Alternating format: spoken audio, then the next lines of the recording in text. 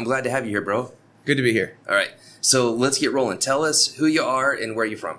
So my name is Andrew Saxton. I am grew up in Florida my whole life, which is a mix between mostly in Gainesville, Florida, where University of Florida is, and in St. Augustine, where I practiced real estate for a number of years for a rather large-scale resort developer, and grew up actually in the family of a developer. My dad was a developer who did student housing in Gainesville, kind of one of the earlier models before there were all these, I guess, complexes, condos, and apartments that are targeted for students. It was a very early concept of that. It was like the early 80s, basically. Okay. And so University of Florida didn't really have anything like that then. So I grew up around, I guess, a real estate family and a development-minded family, and then ended up not wanting to grow up not wanting to take over the reins in Gainesville because I wanted to be near the beach. I got it. And so you caught the surfing bug somewhere along the way. Caught the surfing bug, went to Flagler College, got on the surf team. Instead of playing baseball, I'd played baseball my whole life, and I was like, you know what? I might play minors at the best, and so I'm just going to surf. So it was the best thing I ever did. It directed my life. Almost everything that I have ever done, the people that I've known, where I live now, the job that I have, everything that the maze of Nosara living that I've been part of, everything has been really related to surfing. It's kind of crazy. Hey, so, was your dad upset when you quit playing baseball? He actually was. He's like the baby boom generation type. And but he was a super nice guy. So I think after he realized that it wasn't just like you're gonna be a bum because you're a surfer. Once he realized that I was actually meeting and hanging out with some really cool people, and that it wasn't necessarily like a counterculture lifestyle, he was pretty cool with it, and he saw that I was happy with it. So it was good. So it led me to go to school at Flagler, at Flagler College in St. Augustine. It's a good school. Super good experience. Beautiful place. St. Augustine's amazing. That's where you and I met. That's right. I was there in school, and then and Eric, who I've known him since we were 5 years old. He used to come over and stay in the dorm room, and then they actually, him and his family moved over to St. Augustine. And so I was there working for the resort developer, and the writing was really on the wall. It was called the Ginn Company, and it no longer exists. They were doing about $1 billion of real estate sales per year, and the first market crash hit, and the writing was on the wall. So I got a phone call from I don't know if he was the original Nosara owner of Coldwell Banker, but at the time it was the broker from Coldwell Banker in Nosara.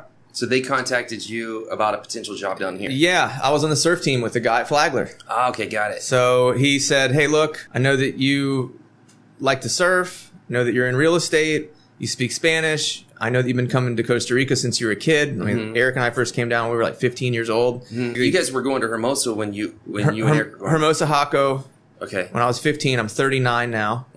And so it was a while. I basically came down every year surfing, but I had never been to Nosara. Got it. So this phone call was the first Nosara. Yeah. So that was on my voicemail. And I walked into the boss's office and said, I'm taking a long weekend. I didn't tell anybody I was coming to look at working, but I was like, I'm going to do a long weekend. So I snuck down for 4 days, in and out.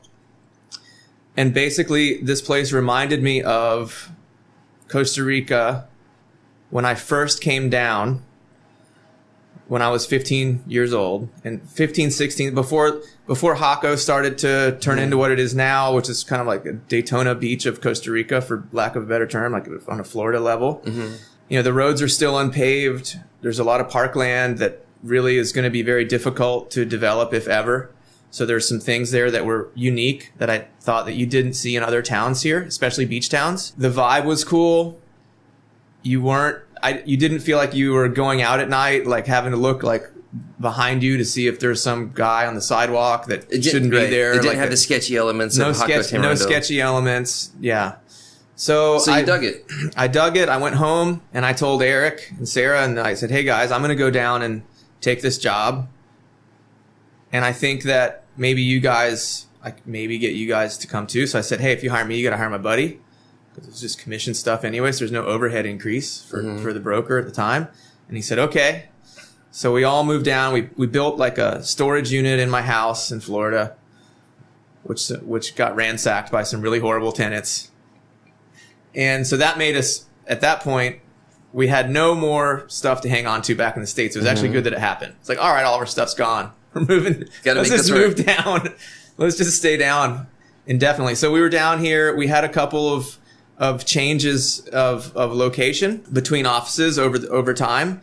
And so we were doing real estate with a couple different offices. And eventually what happened was Eric had started a little blog, and he and I were going down to the beach with whatever cheap camera we could afford at the time, just snapping a photo. And that made a surf report. And I didn't do it. I was always the guy that was like, oh, it's my day to do the surf report. And I was always late doing it, because that's what you're like when you're 25. And this is what I was like. And so we were doing that. An office came open across the street from us. And basically this blog that had been created had a little bit of traction, had the name Surfing Nosara. And so we said, what are we going to do? Like, how are we going to brand our office? What are we going to call ourselves? So it was like, well, there's like some web presence already there. So let's just leave it. So that's how it's the Surfing Nosara real estate. Well, that's why it's called that. So anyway, so I was, doing real estate and still do some, but I'll explain that in a bit. Not as much. We had somebody from Jacksonville Beach, Florida, who was a client of the office, basically come in and say, hey guys, I need somebody to be there and essentially project manage my house, because I'm going to be over in Europe for a while. I'm not going to be able to do this from afar. And so we actually hired another friend of ours from Gainesville who had an engineering degree. We were going to get him to come down and try to help oversee this small house. Unfortunately, our buddy got cold feet within 2 weeks of being here, and he left. But we'd already accepted the work. So I just said, I'll do it. I don't know what I'm doing, but my Spanish is good. I'm usually pretty good at getting from point A to point B. And you had a background in real estate. Had a background in real estate. Lifetime, really. But didn't really have the construction knowledge at the time. So that really just came through as an accident. And that was the initial process of just kind of working through, and the client was very gracious and just basically put a lot of trust in me as a person. Not, at the time, knowing that I was a younger guy, just trying to help them get what they wanted, which is still at the core of project management. That is still the absolute core of what you're trying to accomplish, because I'm an owner's rep. So you're trying to get from point A to point B with the client, get them what they want, with the minimal amount of headache, trauma, brain damage, whatever you want to call it, heartache, monetary problem, right? At all costs. So anyway, so that just snowballed, and now I'm over 35 projects later. Have learned obviously an immense amount, do a lot of things differently than we used to, constantly trying to evolve, because obviously in the learning process, you don't get to where you are unless you're a little bit open to receiving new info and new methods and new manners ways of doing things. So we do try to evolve, and I can talk about kind of how we're doing that, and who we're doing that with. But the good news is, so that original property owner, his name was Gary Foster. We were actually just Shout out to Gary Foster. Shout out to Gary. We were just up visiting him. So he didn't hate you too bad, even though it was your first one. You got through it. He's still my buddy. He took me on a powder cat the other day. Nice. So so it's good. Everything's good. So what I heard you say was your whole project management gig, which is basically 90% of your life at this point. 99, of the business somewhere life. Between 90 to 99% of your business life. It comes through this job that you actually hired someone else to do. They got cold feet and backed out, and that kickstarted your entire career here. Shout out to Ben Blake, who backed out at the last minute. Bad decision, Ben. So anyway, he's still a buddy of mine, so I can say that. He's a really good buddy now. Yeah, I owe him a lot. So you get into project management, and the timing was pretty good for that. Now, that being said, when you started doing this in, say, early 2009, late 2008, that was a very bloody time to work in real estate. And Nosara had just went through a bit of a boom from '02 to around until the crash. And the realtors who all had come in were all heading out. Yeah. Really? For sure, there's no doubt. I know, because that's right when I came in, right as everybody was leaving town, I show up and I tried to give it a go. And I saw you doing the project management thing, and other people had said they did it, but I never saw anyone like fully commit to just that. Right. And that was what I think a big part of what got you going was you're like, I don't really know the construction side of this. Yeah. And you were really upfront with people about that right off the bat, but you wanted to learn it and you did, and you were really focused on it. Yeah. And it's not overnight, obviously, but the thing is with project management, if you're going to do it, it is full time and it's full on, and there's always something that needs attention, and it's kind of perpetual, and you have to be able to, it's probably not for everybody. Obviously there's plenty of project managers in the world, but I do think that you have to know how to segment things, organize things so that you can know where things are on, both in whatever systems that you're using and in your head and your mind, and know who's where with what project. Otherwise, you won't be able to sleep at night. So you have to have things organized in a certain way that works for you, and everybody's a little bit different. If you're the type of person who, there's always going to be the next air conditioning that broke that needs to be fixed, or the next order that's late from a supplier. So as long as you have your systems in place, and we can talk about that, how we operate a little bit. I want to back up for a second. I want to just ask you straight up, because a lot of people might not fully understand, what is project management and what is it that you do? So project management, the way that we run our business, is we function as an owner's rep.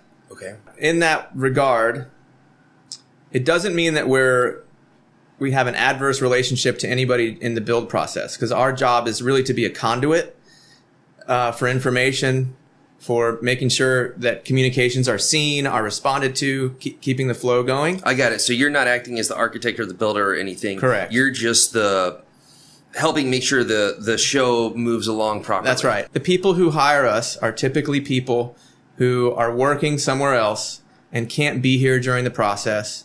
They for them, it would be basically potentially reinventing the wheel as far as who do I interview, who do I talk to.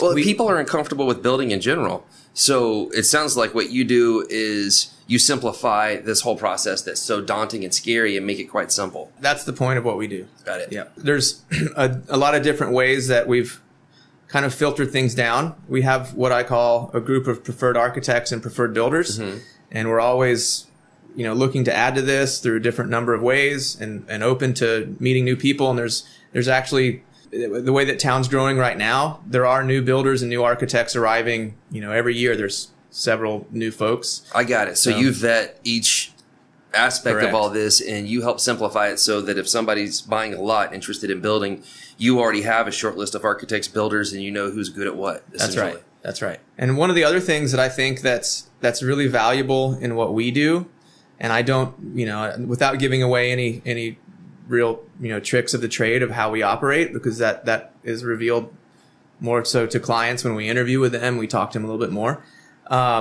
But there's a certain, I really enjoy the creative process. That's actually my favorite part of the entire process is helping. And there's a lot of different styles and a lot of different concepts that people think, that works for them. And what I like isn't necessarily what they like, but for some reason I've always been really visual.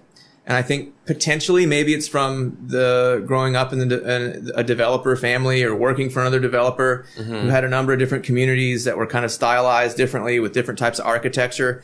I'm a big fan of architecture. So a lot of times when we see a house going in a certain direction, I love it. I try to keep my mouth shut as much as I can, but I will, if I see that we're trying to design a certain look into a house or a certain component, or a certain room's not working a certain way, that's actually something I really like, and I'll get in and help make suggestions. Like, what if we did this, or this seems to me like we're almost there, but if you did this, maybe this was going to get us a little bit closer. So I really enjoy that part of things. It really is my favorite part. And then the nuts and bolts part, which is the supervision and us being there through the rest of the process. That's a little bit more of just pure organization and working with all the parties that are involved. I get you. So how do you communicate, or how frequently, or what do you do for your clients? Like, so, what services do you provide along the way? At the beginning, what we do is we help arrange architect interviews, and that's either done in person or online. We do a lot of online communications, whether it's on Skype or GoToMeeting or Zoom or any of those platforms that people like to use. Ideally, and again, this is in a perfect world, your architect interviews, if somebody's down and they purchase a property and they say, hey, we're interested in your services, I like to start getting the architect interviews going almost immediately while the person is on the ground in Nosara. The reason for that is there's a certain amount of like face-to-face where you can find out if do I click with the architect? Because if you're not clicking well with your architect, the whole rest of the project is going to go down a certain path that's not going to be as good as if you and your architect are jiving from the very beginning. So you want to establish the architect-client relationship as quickly as possible. As quickly as possible, and if you can do that face-to-face, I think it's great. And so if you can't do it in person, where in the same room as them and go see their work, at least you can see their portfolio. We talk to them online. I can give the client a certain amount of advice on, depending on what they're looking for. Stylistically, like, this particular architect really loves to do modern. This particular architect is more of a chameleon and can kind of do a little bit of everything. So a lot of insights along the way that they otherwise might not have. Without like steering them blindly, too much in one direction, but just kind of giving from what I've seen, because we've done, we're like between 35 and 40 projects down. And you've done builds with most every architect. Yeah. In town. Is that safe to say? So and some from out of town. Yeah. Okay. Yeah. And even we've even done builds with people who are their own architect. And we'll pass it through, the College of Engineers here. And actually one of the things that we pay attention to this is like a little bit too detailed maybe for what we're talking about now, but it's an interesting part of what we do is why I do like to be involved with the design phase. This is a small example, but a lot of times if you have an architect who's from, for example, like a cold climate, they're more used to doing things like insulating a house and dealing with like snow loads on the roof and crazy foundations because they got permafrost or whatever. I get you. And it's just and here we have to deal with making the house ventilate, having bigger roof overhangs. So if an architect's not used to dealing with those things and they're their own thing, that's why I like to be involved with design, because we can say, hey, look out for A, B, and C. We know you're not used to doing this in this type of climate, but if you look at these, and that also helps things go smoother if we're dealing with somebody who's from out of town. That makes sense. So who would you say does not need your services? People who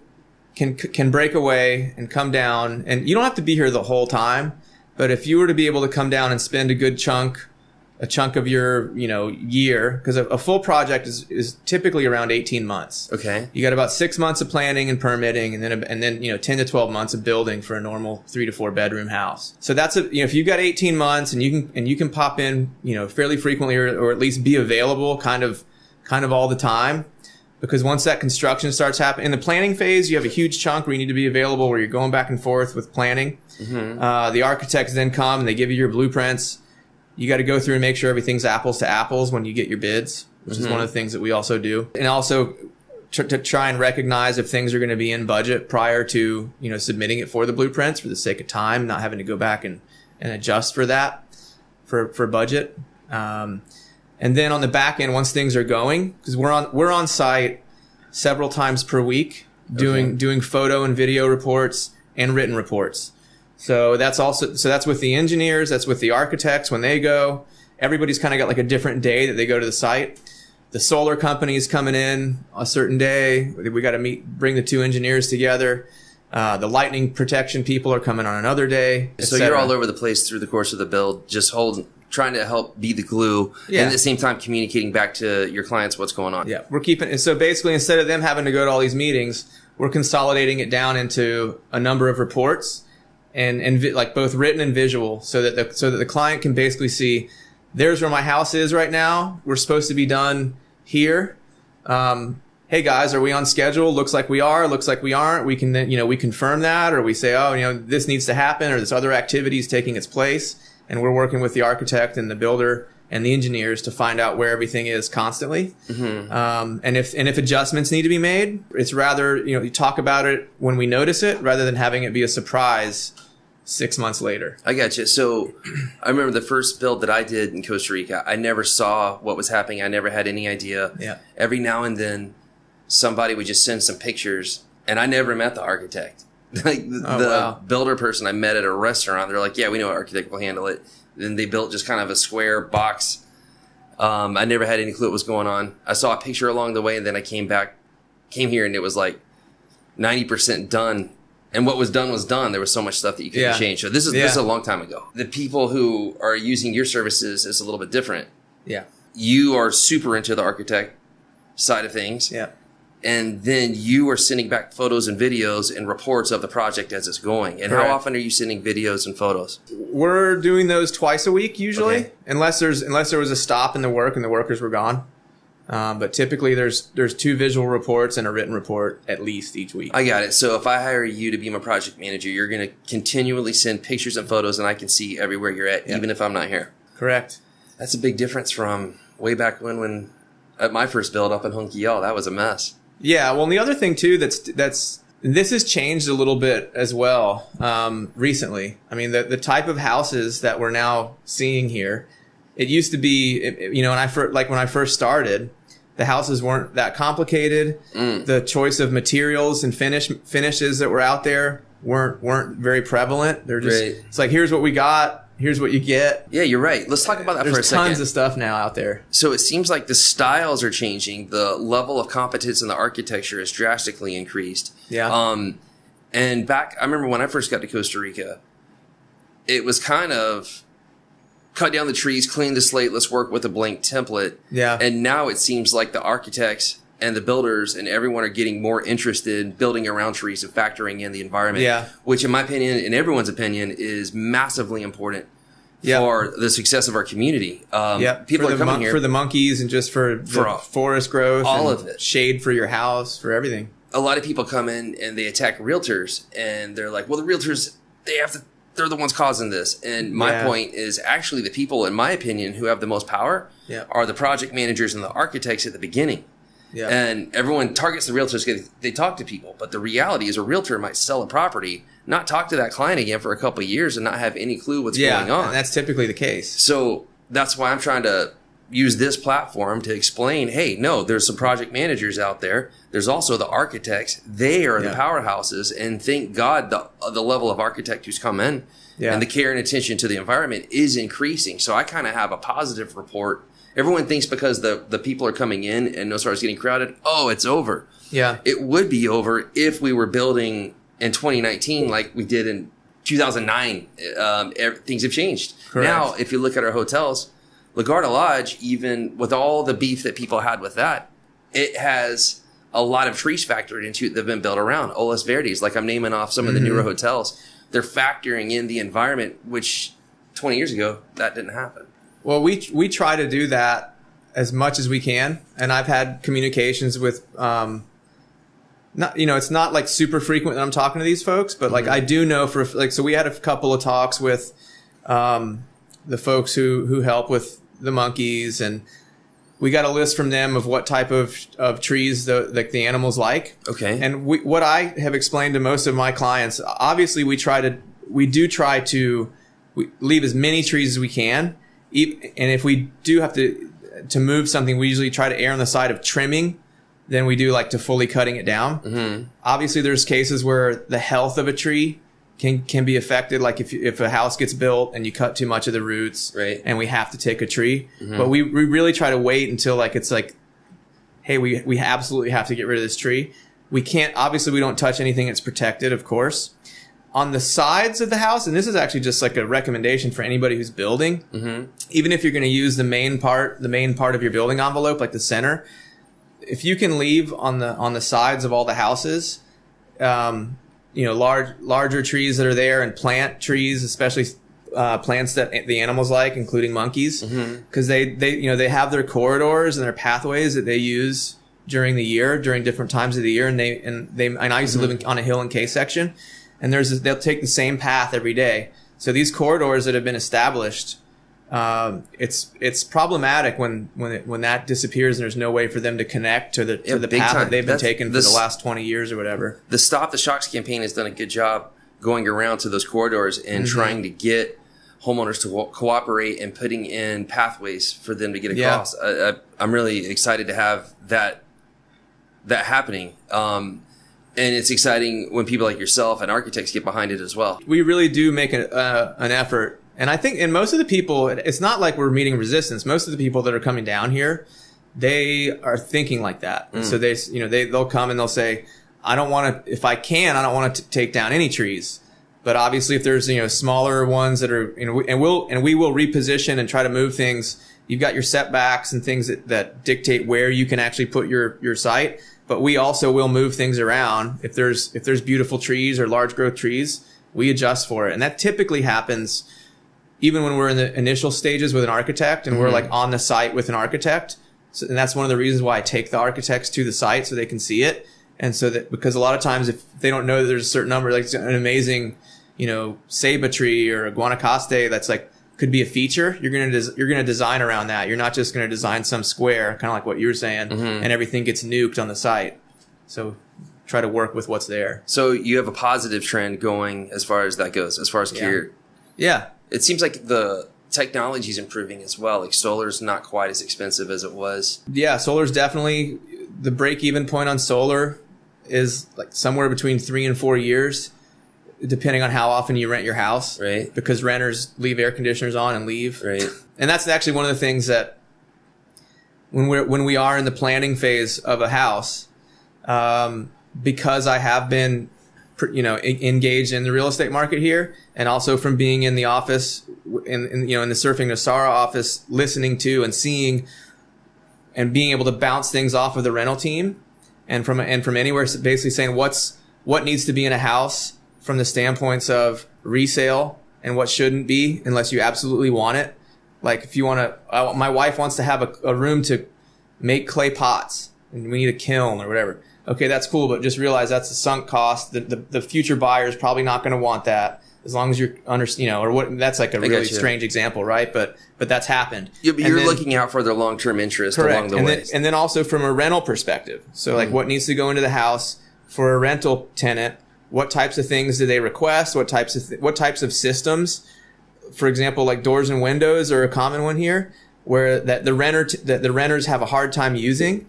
And like a security system in a house, make it to where everything's user friendly. And so it's going to be good from a resale perspective. And also that your rental tenants are going to be comfortable and know how to use the house. And you're not going to get all these emails saying, we can't get this door to close or whatever. And because that has happened. Hey, I got a question. Does every house you turn over have 1 billion keys still, or have you figured that out? No, because we try to, we master it at the end. And that's once everybody's out of there, once the construction team is gone, we bring in a locksmith and we'll change out cylinders and we'll master key. So that way there's no risk of somebody having like an old spare or anything like that. But also, so you don't have so you don't look like the keep master with like. That's what I was saying, because I remember when they finished our house, again, this is a long time ago. It's like, here's your keys. Yeah. It's like 30, 60. A key for every room, a key for the bodega, a key for the front door. A couple keys for every room. Key for the closet. Yeah, it was a mess. Yeah. Let's talk about security for a minute. Yeah. So we have a crime problem, and houses are getting hit by a far higher caliber of criminal than it was in the past. Yeah. When you first got here, it was kind of flip-flops and more basic stuff and a little bit more rudimentary type of crime. Now, security bars, for example, which is a point we should talk about right now. Yeah. They can cut right through them. Safes. Correct. Safes aren't safe at all. You can cut right through a safe. Correct. So how are you guys dealing with this type of stuff? Can you give us some insight where you're at? So I deal with this every project. There's 2 ways that you can look at security, in my opinion, for your house. Okay. You can try to make it Fort Knox, which some people initially, when they first start out, want to try and do. And when you start doing that, whether it's in the planning phase or after, there's always going to be a weak spot, and the weak spot's always going to get exploited. The smarter way to do it, and I say all this knock on wood, but we've had a really good success rate with everything with the way that we do this. So the second option is to not be the low-hanging fruit. and to do all of the proper common sense, and again, the security system that makes sense and works and the clients know how to use, it has to be functional, it has to be simple, but it has to work. So the things that work are typically, so from the outside appearance of a house, bars might be great, but at the end of the day, if you're going to be out of residence and no one's there, if they have enough time, if somebody wants to get into a house, they're gonna. I've heard stories of the entire concrete wall being chiseled out because the person was gone for 3 months and they reached through the wall, opened the bodega from the other side of the metal door. But how would that have been fixed? With an alarm. One of the things that we learned the hard way a long time ago is that alarms can be cut. Okay. So what we do, the alarms normally will have a backup, and the backup battery lasts anywhere from 24 to 48 hours from my understanding, and from the one that I have in my house, which is similar to the system that our clients get. We're using systems that have a chip. So if somebody wants to cut the phone line, and also sometimes it's hard to get a hard phone line because you're waiting for ESA or whatever. And like, oh, my house is done, but we can't get a phone line, and we're waiting for months and months for ESA to come put our phone in. So there's a 3G or 4G chip, comes with a system. If somebody cuts it, or if it activates, or it sends a signal to the alarm company. And now we have alarm companies here that will respond when they get called. So they'll come and check. They can also see if a code was put in. So that means, oh, you typed your code in, we don't have to come over. Mm-hmm. But they will get called. And then the other thing that I think works really well, especially for people, if you're making a higher end house and it's going to be targeted for rental, or it's just on a nicer residential street and you've got like-minded neighbors. When I used to live over in the K section, we brought a guard in, a security guard, 5 or 6 houses. We shared it. The guy walked around all night. And we went from a street that was being broken into multiple times per week to 0. So let's talk about that for a minute. So you're not using security bars anymore. What are you doing instead of that? So the more recent option, there is another level of partially added security in some of the new glass products that they have. And it's basically 2 sheets of glass with a PVC layer that's sandwiched in between. There's different millimeter thicknesses of it that you can get, and it kind of, the cost goes up, a percentage of, whatever the factor is by how many millimeters you want. You can go all the way crazy. If you want to go crazy, you can go to bulletproof or whatever. Most people get, a minimum standard of where if somebody wants to come and break glass, they can throw rocks, they can take a baseball bat to it, and it's going to take them quite a while to get in. And while they're doing that, the alarm's going to go off. I got you. So again, it's not foolproof.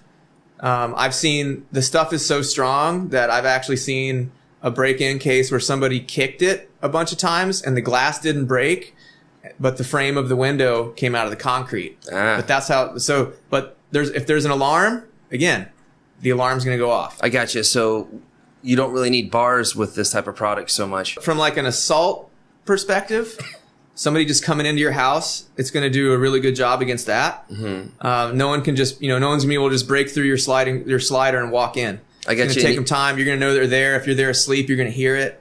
I mean, you don't have to deal with ugly bars. And then you don't have to deal with ugly. And the other thing, it's not just that bars are ugly. Bars are super limiting and restricting when you're dealing with certain architectural styles. And they're expensive, and there's a lot of maintenance on them because they're always going to rust. And you're going to have to deal with that and repaint them and do all this other kind of stuff every year. I got you. So the new style of windows and doors and what you were talking about sounds like it's just a better bet across the board. That's the way that we've been going, because when you combine that with an alarm, we feel like you get a much more beautiful house and probably a more functionally secured house than if you just had bars. Yeah, that makes sense. So we've learned a lot about project management today. Basically, in a perfect world, your job doesn't exist. Correct. But the world is not perfect, so it does. You exist right. and are doing quite well. If somebody wanted your services, how would they find you? A lot of ways people can find me. I'm all over town, so looking for me in town is probably not a very good way. I have a website. It's nosaradesignandbuild.com. My email, nosaradesignandbuild@gmail.com. Of course, a lot of folks that walk into the different real estate offices, especially Surfing Nosara, get sent to me by different, their real estate agent. So everybody pretty much knows me. They know how to get a hold of me. So if somebody comes here and they buy a piece of property, their agent can say, hey, I've got, Judy and Fred that want to do this type of house, and here's where they just purchased, or they're thinking about purchasing over here. What type of, that's also something that we do when like time permitting, is if somebody says, we're thinking about building on this house, on this lot over here, but we're not really sure what we would do. Can you help us find, or do you know somebody who could come over and maybe help get us a rendering, or what do you think we should do? Is this lot too steep to build on? That's a question we hear all the time. Is this lot too steep to build on? Because where we live, it's flat. We're from, we're from Georgia or Florida or whatever. And so that's all part of it at the preliminary part, helping people figure out what they're trying to accomplish. At the end of the day, again, we're the owner's representative. So we're trying to help them get what they want. We're trying to get it done in a smooth fashion, on time, within budget. Typically, the more time we spend at the beginning of a project, working through all that with the architect team and the owner and really honing things down, the more you do at the beginning, the easier it is at the end. It's just like, basically doing your homework at the beginning, you're going to do way better on the test. So that's exactly how it is with a house. And so our goal is to take over at the very beginning from the planning phase. Again, we're super involved with that.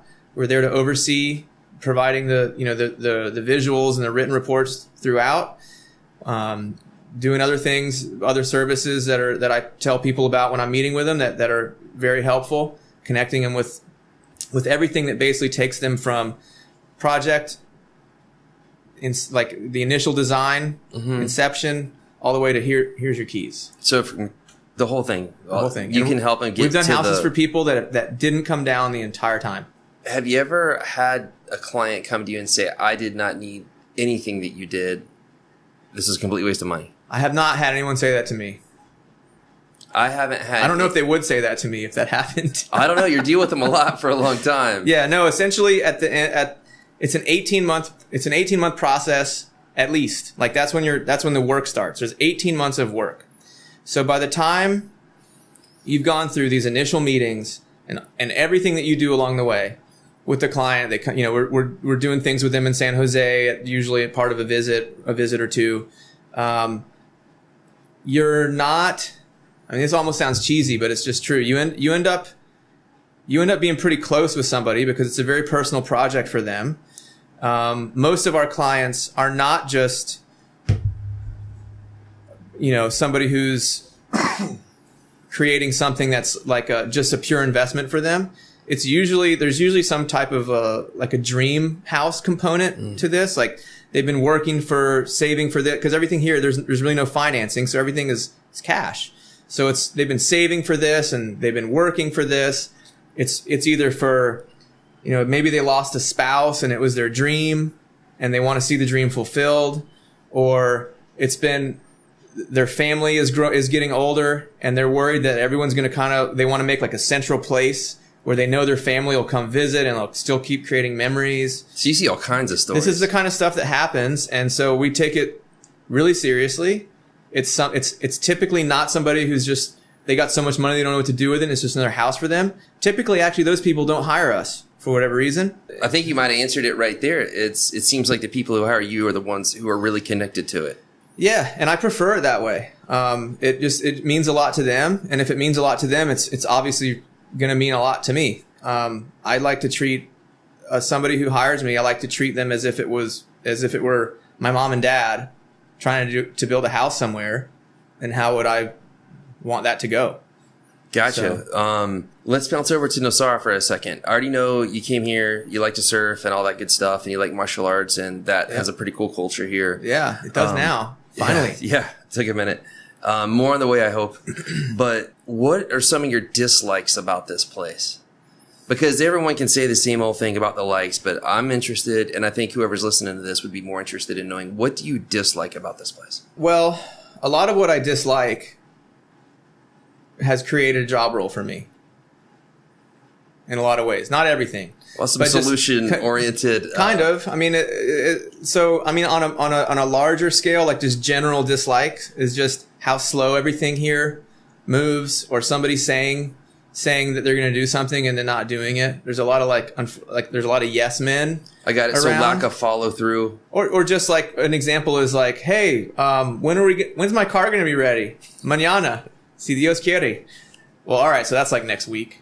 So like that kind of thing. Okay. So that's the kind of thing I don't like about Costa Rica, but that's a cultural thing. The roads here, which hopefully they'll finally get done. I know you did a podcast on that. The whole thing with cars, just vehicles. It's expensive. That's a dislike. It's expensive. It's the most expensive country, I think, in the Americas. Because the U.S. is cheaper. I think most of Central and South America is probably cheaper too. But there are certain things. It depends on how you live your life. If you want to go to the grocery store and buy gringo food products that were all imported, you're gonna pay through the nose. But if you want to eat like more locally, there's ways that you can get around that. But like That's true. So like it's kind of like there's like a luxury tax, I guess, on certain things, right? So mechanics, roads, pricing, those are pretty common dislikes. But in general, I think it's, we just came back from a trip to the States, and this is home, man. We've been here for a long time. I like to go back and visit, and typically after about 2 weeks, I'm ready to get back down here, eat healthier food, right on, have a lot of activity, be in the water. There's the lifestyle here is why I'm here, and I think that's the people that are coming here who want that lifestyle. Again, I think this also goes back to what we were just talking about, where if somebody's just coming through in pure investment and they're not here to like live the lifestyle and make the town a better place, we tend to not work with those folks. We're usually are working with somebody who's coming here to make a beautiful project, and then they want to be here and they want to contribute, and they have ideas for different programs in the town. Like those are the people that we tend to end up working with. The people coming in are the solution. It's not the people who have been here for so long. They're already tapped out. Some of them, maybe we gotta find a mesh, right? Like a good way to merge the two. I'm telling you, I don't know how much stuff I'm involved in. Way too much, more than I can handle. More than me. But the one thing I do know is us all hitting each other up for the same people, for the same money, for the same, and adding more projects is not working. That's true. What can work is the new people coming in who want to help, who are willing to commit some time. And the financial backing has to come from this new generation. There's enough money in this town to solve basically everything, in my opinion. If we just communicate. And it's hard because we have a polarizing, competitive little town, and everyone kind of has their cliques. And what we really should try to do as Nosara is growing is pull the barriers down to get the greater good to happen. One company doesn't have to like the other company, but they both can want to have the monkeys here. They both can, we can unite on what we all want. We all want a nature infused community. We all want to help the local populace have opportunities. We all want this stuff, right? Yeah. So, well, I'd go out on a limb, and this is like this, disclaimer. This has nothing to do with anything that anybody else thinks except me, but it'd be nice if a lot of ego could come out of some of that, and people could come together and basically say, forget, our history with whatever group. We're the old guard, we're the new guard, or we're this office or we're that office. This will benefit everybody.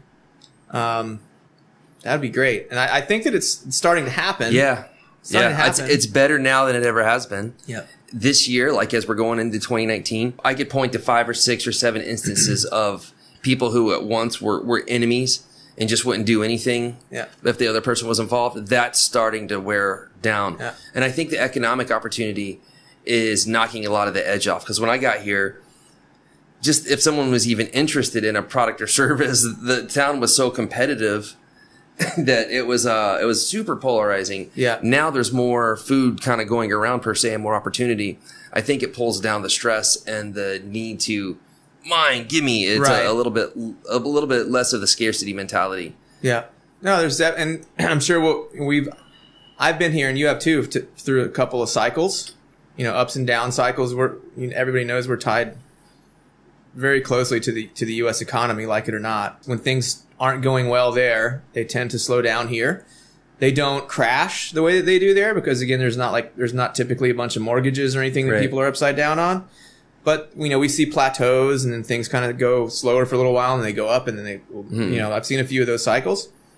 But if it is a small town, it's getting bigger. I think that there's plenty of, there are a lot of new people coming with new ideas and I think that it's good that they are coming. And I think that, there is plenty of opportunity for that. I think there's plenty of opportunity also here for new businesses. There's plenty of opportunity for competition. I think there's plenty of room for competition. Competition makes everybody get better. Let's just hope people keep getting involved. Getting involved. That's what we need. We need the new people to get involved. And if that happens, Nosara, I think, is going to be just fine. And if we turn into a town where people don't get involved in the community, that would be when I'd get nervous. And I'm not seeing that at all. People are coming down because they're attracted to the community and the vibe here. The waves are not the best here. It is not the cheapest here. Correct. There's a whole lot of things Nosara is not the best at, but people still come here constantly. And it's the stickiest town I've ever been to. People come through and then they come back the next year. People who normally travel all around the world, they'll come here once and then for whatever reason, something hits them. And it's never that it was the best wave. We don't have the best wave. No. But we have the best community, I'd say. I mean, we just did a, like, you were asking, we've done several trips this year. And one of those was actually, we went out to New Zealand in October when everything was flooded here. And it's beautiful. But like almost everywhere I go, even if it's like a nice, you think it's going to be some amazing place with some amazing wave or something that you can't, this place it checks all the boxes for me as far as just like all around life's having a great time and living life the way that I want to live it. This is a great spot. All right. Well, you're a good food connoisseur. Is that the word? Connoisseur? Yeah. Well, you know what's up when it comes to food. Yeah. So I'm interested to know your 3 favorite restaurants and what do you like to order at them? I think the one that my wife and I end up at most frequently is probably the Harmony. And that's because it's consistent. The service is good. What do you like to get? The value is actually really good. We like to eat a lot of seafood. Okay. So they've got good sushi. They got a couple other plates that are using seafood and things like that. So the Harmony's on the list. Harmony's on the list. I like their bar a lot. They have a cool little bar. It's kind of fun to sit there. It's a good spot. Okay. Where else? I go to DSPS all the time. Okay. What do you like to get there? If Ramon and Oscar weren't there, I would like it more. But I like the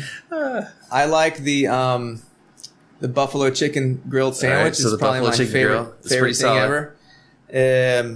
Yeah, so I go there quite a bit. Except for when Oscar and Ramon are around. Yeah, I avoid it when they're there. And then not everyone knows you're kidding, but that's funny. Oscar and Ramon burn. That was a good one. They get so much press out of these episodes because so many people pick DSPAs and they don't know it. Yeah. So what else? Or where else rather? Dolce Vita we like a lot. Okay. We ate there last night. That's an interesting combo. It was our anniversary. Oh, happy anniversary! Thanks, man. So I was like, we got like it's like it's the dimly lit romantic spot. Got it. With the cheese being grated over the Harmony, plate. DSPAs, and Dolce Vita. Yeah. Yeah, those are good places. What do you like to get at Dolce? I forgot to ask. I think my favorite thing there is the 2 lobsters on Diablo spaghetti. Yeah. I got you. And then you get your pecorino. Yeah, I get that. I get that every time. You can't not get it. That's an experience. Yeah. All right. Yeah. Well, man, thanks for coming in. I really appreciate it. I think a whole lot of people will get to know you better and what you do. And thanks for your brutally honest approach, like the way you do it. And I mean that personally. That's why I have been so loyal to you, is because I know that you treat people how you want to be treated. Oh. And I mean that. So thanks. Well, thank you. Thanks for having me on here. All right, man.